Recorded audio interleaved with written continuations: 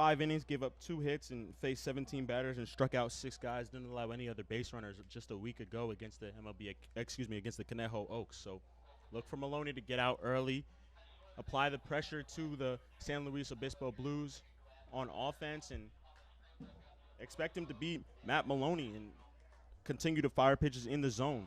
He's got the mentality of a catcher, and it's something that's interesting to see. You don't usually see guys go from catcher to pitcher, but there have been guys in the history of the game who've done that. Not necessarily starters, but one of the likes like Kenley Jansen, closer for the Dodgers, now on the Braves, and also throws a cutter. But that mentality seems to be advantageous to Maloney on the mound. See Maloney throwing that fastball up again, seemingly setting up that curveball down in the dirt, which he's gotten a couple swings on today. That's how he struck out those past 2 batters back in the first inning.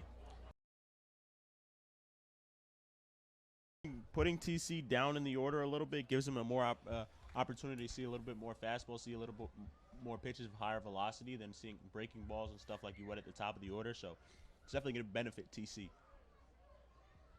Heck of a play by Marlowe over there at third base, and he had the wherewithal to understand. He had time, given how hard that ball was hit by Wilson Galvan, to understand that he's going to be able to get to his feet and he's not going to have to throw the ball from his backside or throw the ball from one knee, something like that. So to be able to get up and know how much time you have a time clock in your head similar to a quarterback in football is very key as an infielder when you go on the dive for a baseball. Payoff pitch to Murphy is grounded back up the middle and into center field for a hit for Braden Murphy. Got to feel good for him coming back and starting and getting on base.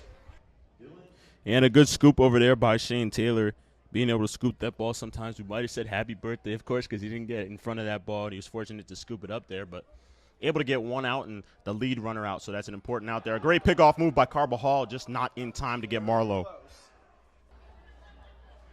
Carbajal so far been impressive on the mound, looking to get through 5 once again in back-to-back starts, and after a long layoff for him over a week, it's impressive to see him go out there right now and be able to throw for strikes, and this most likely will be his last inning, so if you want to finish strong if you're Noah on the mound.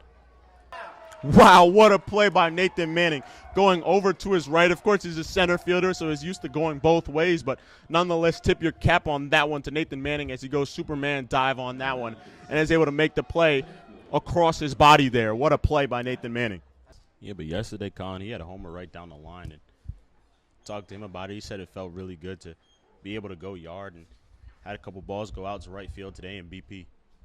Yeah, and he got a fastball up in the zone, and as a left-handed hitter, it's always good when you get a pitch up in the zone, especially against a lefty, because it gives you an advantage. It's one of those pitches that you're just able to elevate and get better contact on, and Taylor goes right down the line, similar to his home run yesterday. So back-to-back days with a home run for Shane Taylor. That's definitely got to feel good for him. And he made quick work of Villegas there. 3 straight fastballs. I think he mixed in a cutter there on that one, but feels like it was too quick of an at-bat for me to even see all 3 pitches, Colin. Good morning, good afternoon, and good night. And Colin, the biggest pitch in that at-bat was the changeup that he got Price to swing and miss on for strike number 2 and make that count 2-2 there. That pitch was a ball, but he got the swing and miss there and kept him in the account, and then he was able to get him out 2 pitches later on the fastball up in the zone. And that's something that Coach Brown has talked about being really important, Colin. If you can win the first 3, we talked about it yesterday with Maloney, that means that you have 2 strikes on the batter. And so anytime you get to 2 strikes, you're in a great situation. But if it can be 1-2, then that's even better. And another strikeout for Vassalou as he gets a front door slider on Krutzman there. As you mentioned yesterday, he's 6 for his last 8. You mentioned that after the game in his past 2 games against the Barons and now against the Obispo Blues yesterday. So he's having great at-bats. He's hitting the ball to all fields. And now with the chance to bring a runner home, I'm interested to see if he's somebody who's capable of doing that. Because I haven't found somebody who consistently can bring runners home. And that's going to be important for them if they want to advance and climb the standings a little bit more with the opportunity to reach the playoffs. I think it's one of the hardest things to do in all of sports is be a switch hitter, because you fail 7 out of 10 times and you're still considered great. And so you don't always get the same number of at-bats given one side of the plate. So it's interesting that guys love to switch hit and how they go about their business switch hitting.